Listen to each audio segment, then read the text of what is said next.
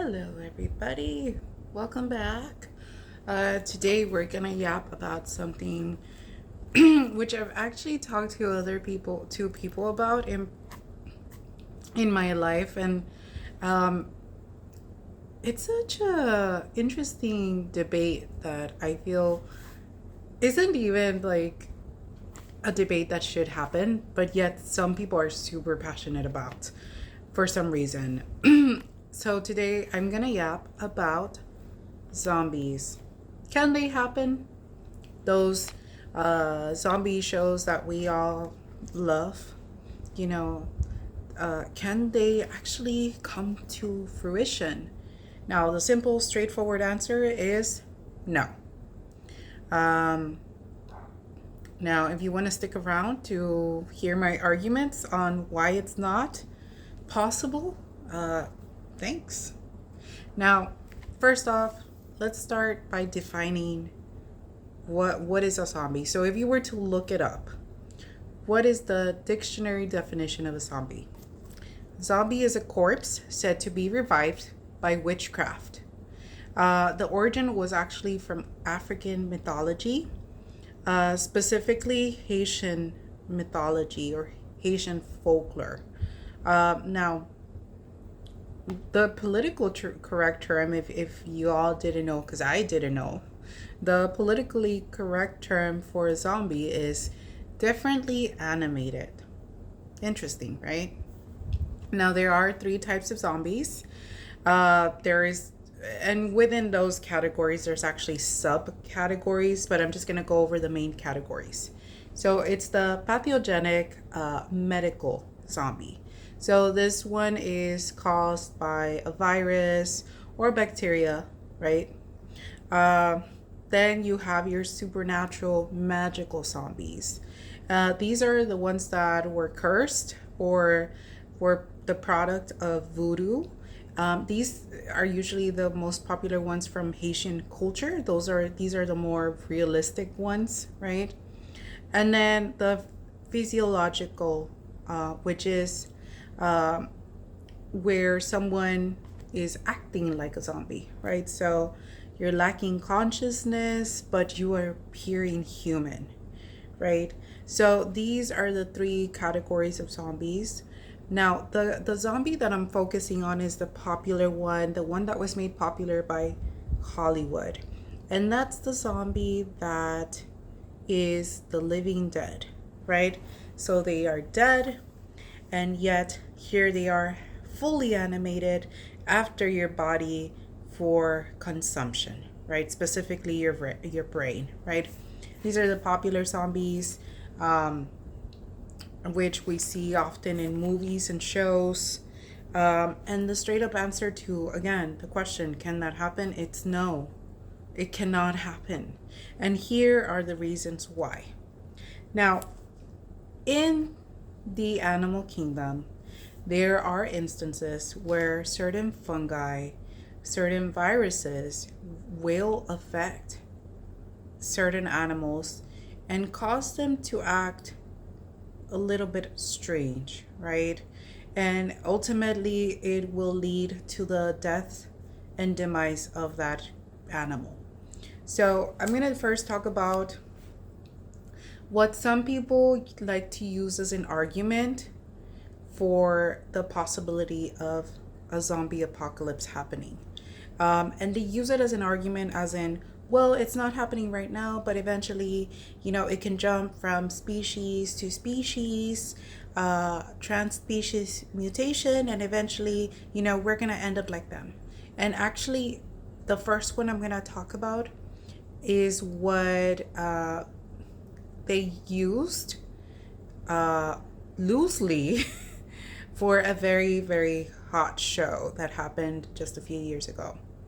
And we're going to first talk about the zombie ant fungus. Now, the fungus that affects these specific ants is actually a fungus that some people consume. And you might be one of those people. Now, people that consume this specific fungus, this fungus can be grown organically in a fungus farm, and they use it for um, performance. Let's say they are someone who works out often and you need recovery, right? Well, it'll help you recover from your workouts a little bit more effectively. So let's talk again. I sidetracked it there. Let's talk about the zombie ant fungus.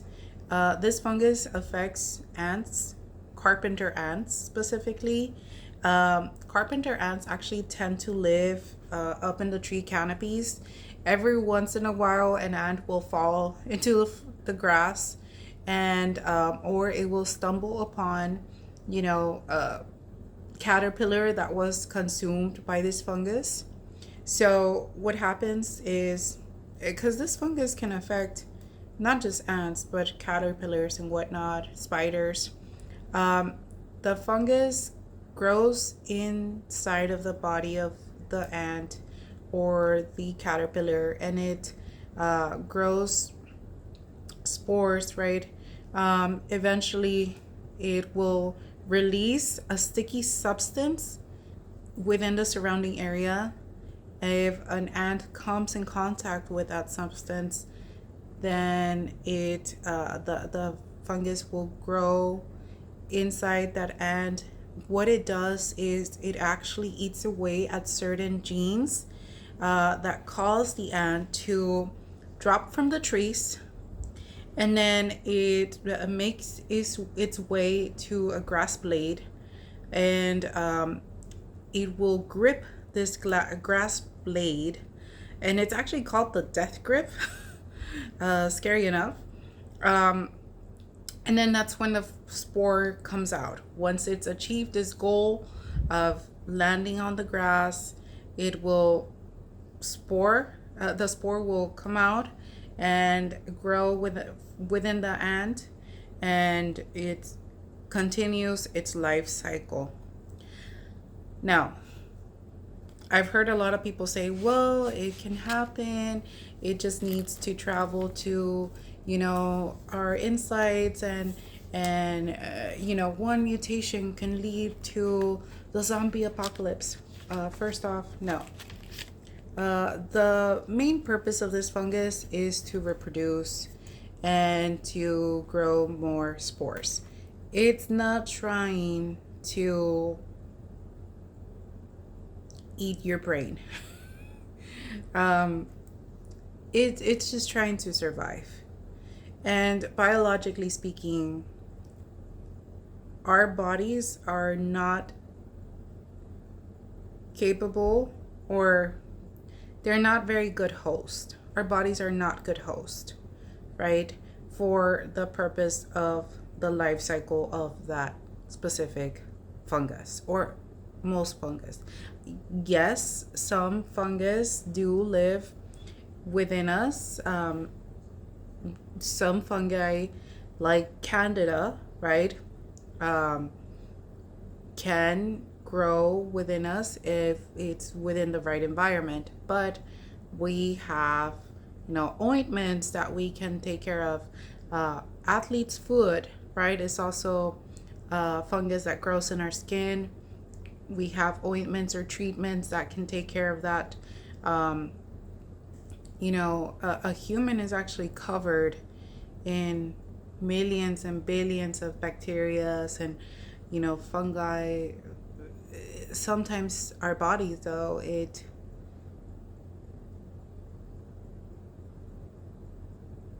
allows the fungus to grow a little bit better, but again, we've been able to treat it. So, but it hasn't gone to the point where it's gonna affect our brains, and kill us and then revive us, right? Now, I've also heard the argument of rabies, right? I think that's the most popular, one of the bigger, more popular arguments, that, well, one mutation and we can, rabies is so close, it's basically you're zombie like, and it just takes one mutation and we'll become zombies. I understand. Now, rabies is caused by a virus, so You can check that from your zombie list. But what it does is it does cause brain dysfunctions that can lead to confusion and paralysis. Last time I checked, most zombies are walking around trying to eat people, right? Trying to eat each other or trying to eat people that are alive. Um, that's not super conducive to, you know, being paralyzed. Uh, Now, what rabies does, it actually attacks the central nervous system. So it affects the muscles, right? Including your throat. It causes muscle spasms. Um, so eventually, it's gonna cause the demise of the person carrying the virus. Um, it's just one of those things where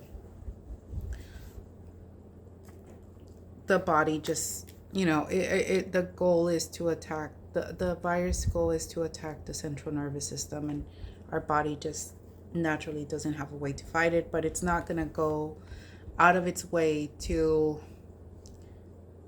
consume others. We also have, and this one's very prevalent in North America, the deer wasting disease. So this affects elk, deer, and moose.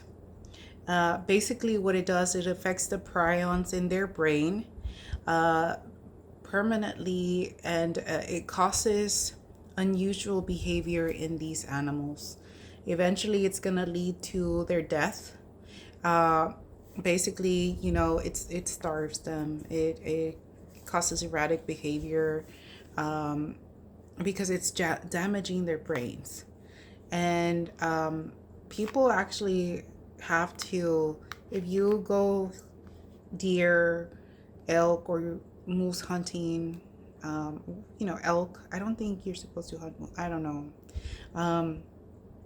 Especially like in Colorado, you actually have to get that meat tested, the brain of the animal that you killed. You have to get it tested to make sure that it is safe for consumption, because there's a high percentage of these animals that are currently affected by this disease, right? Now, can the jump from deer to human happen? I suppose, just like mad cow disease, right? You can potentially see the jump, but it's not going to affect the humans as it affects the elk, deer, and moose. Just like with rabies, our systems are a little bit different, so it's going to probably attack the brain, but it's not going to cause you to want to eat human flesh. These, affected animals, they're not out there trying to consume other deer or other elk or other moose. Imagine that. It's just, its main purpose is just to affect the central nervous system. That's what it's doing to those animals. Now, none of these viruses that I've talked about, and there's a few more. They're not transmissible to humans. Now, let's talk about why, biologically speaking, the Hollywood type of zombie that we see in movies and shows is not possible. So, in those shows, you see, the living dead. So they're dead. They contracted this mysterious virus, and now they're out to eat your brains. Those are the most popular type of zombies, right? The zombie apocalypse that we hear often. Your body is so complex. As a human, you are very, very complex. There's so many things going on within just the act of breathing, right? Moving my hands, talking, looking at you, hearing. There's all of these little things happening that once you die, those things shut off. And within seconds, once you die, you start the decomposition process. Now, when you're alive, there's this one process. It's called ATP. It's the primary energy currency for all living things. It's what allows you to convert oxygen into energy. It's what allows your cells to convert and process energy. And if you aren't breathing, oxygen is not going through your body, and your cells can't get that energy, right? The other thing is, when you stop breathing, when you're dead, your heart starts moving, your brain will shut down within seconds. Super straightforward. Now, rigor mortis kicks in, so then your body becomes very stiff. You can't really walk. If you're a zombie that, that's walking or running after a human, you can't really do that because your body is dead. It's once rigor mortis kicks in, if you were to attempt to, let's say, walk or even run, because apparently there's some zombies that love to run, right? They're sprinters. What's happening is, because rigor mortis kicked in, you're ripping your muscles. And because you rip your muscles, then your body basically can't move. There's no possibility of going further. Now, when I talk about the brain earlier, when you die, it shuts down within seconds. So it's not gonna be able to process anything. Last time I checked, in those movies, in those shows, zombies could hear, they could see, they could smell you. And if your brain is not processing anything, it's not going to process sound or your sense of sight or smell. So those zombies, they're not going to know what's happening. Now, the other thing that I find super strange is, why do zombies want to eat human flesh out of all things? Why?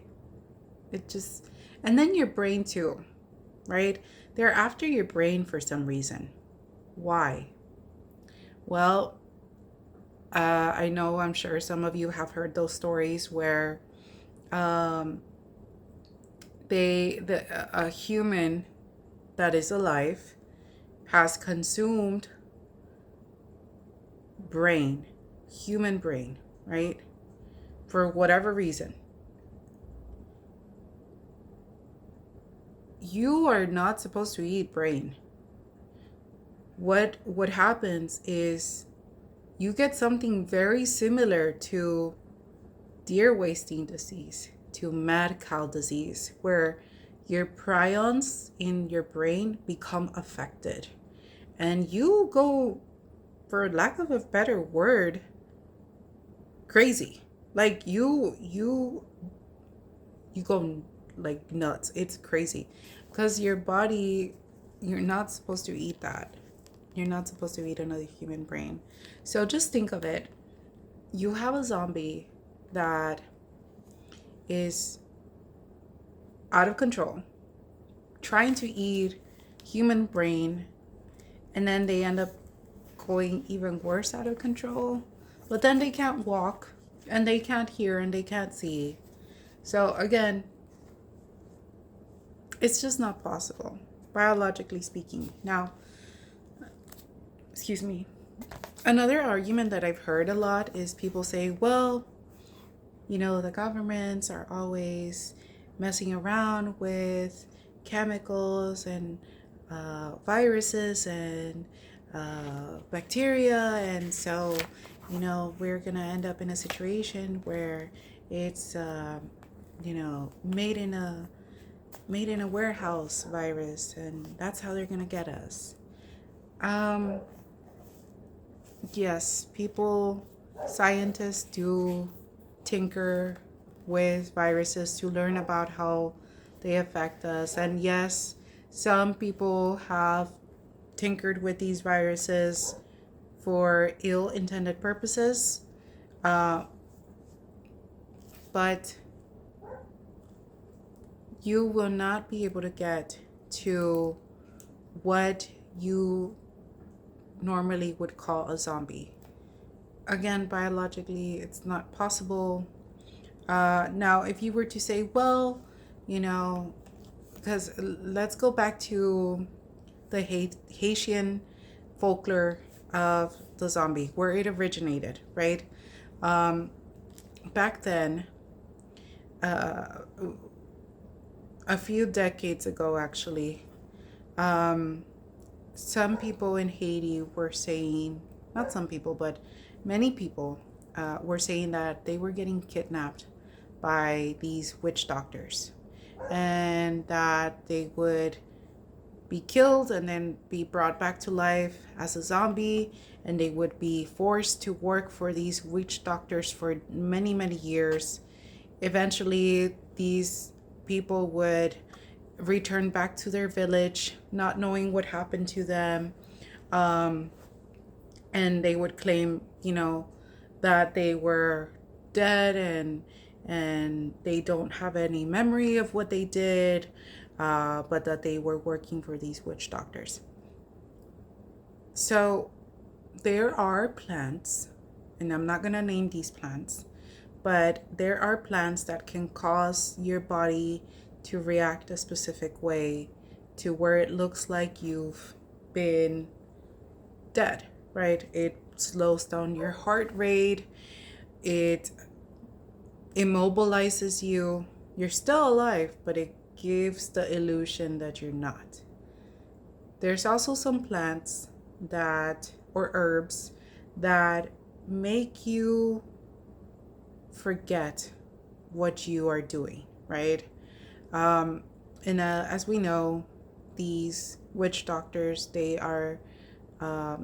work with plants and herbs for medicinal purposes, right? So it is possible that these people did experience something akin to being in a zombie-like state because they were being provided with certain plants, to consume so that they wouldn't remember what happened.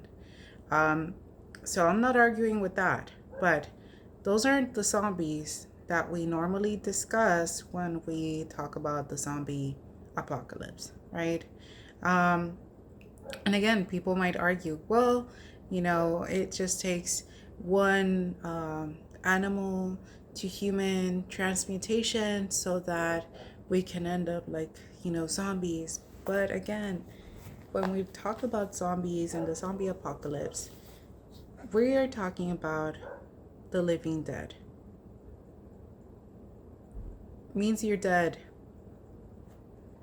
And unfortunately, once you're dead, you're dead. You can't come back to life and become a zombie in that specific way. Now, before you argue with me, well, some people, they die for a few minutes and then, they're returned back to life. Yes, that is true. And that's through the miracle of science. They resuscitate you. But that does not mean that they turn you into a zombie. That does not mean that you're a zombie or that you come back wanting to eat flesh and infect others with, whatever disease or virus you're carrying. It's a very different argument. So, yeah, I mean, I genuinely don't understand why some people are very scared of zombies when it's not something that is viable in the sense that we think it might be. Because again, TV has made it so popular. There's a virus that, escaped some medical facility out where in the middle of nowhere, and this person is carrying it, and now this person is gonna, die, but then they're gonna come back because the virus took over. that's not gonna be the case ever, really. Um, what I think is gonna happen in the near future is, we could end up in a situation where they create maybe some nanobots that we can inject into ourselves, and maybe something can happen where they control certain systems like what we see, or even if we're able to whatever it is, right? But to the point where we're gonna be after other humans and trying to consume them and infect everybody else through a bite or by eating their brain, it's just not gonna happen. So you can sleep easy now, knowing that you are not going to experience that in your lifetime. But again, if you want to fantasize about it, go ahead. You do you. I just wanted to talk about this because I think it's very interesting how this is a topic that has people arguing with each other, and like arguing in such a way that they're just like very passionate about it. So I'm sure if you look it up, there's a lot of videos where people with credible backgrounds can, back me up on this. That again, the living dead is not happening. Well, thank you so much for stopping by. I've yapped a little too much. Have a great night and stay safe.